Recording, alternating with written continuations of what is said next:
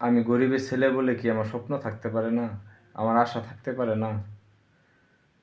তো আমার খুব আশা ছিল, আমার ইচ্ছা ছিল যে আমি এই ইউটিউবে আসছি, ইউটিউব থেকে কিছু একটা করব।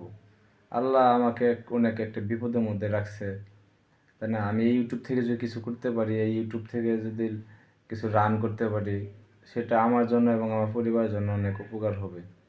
তো আমি এই ইউটিউবে এসে ভিডিও করি, এগুলো দেখে অনেকজনে জ্বলে, অনেকজনে হিংসা করে, অনেকজনে বাজে কথা বলে আমারে, ঠিক আছে? তো যে যাই বলুক না কেন, আমি এই ইউটিউব ছাড়বো না, ঠিক আছে? তো ইউটিউবে যখন আসছি, ভিডিও বানাচ্ছি, বানিয়ে যাব।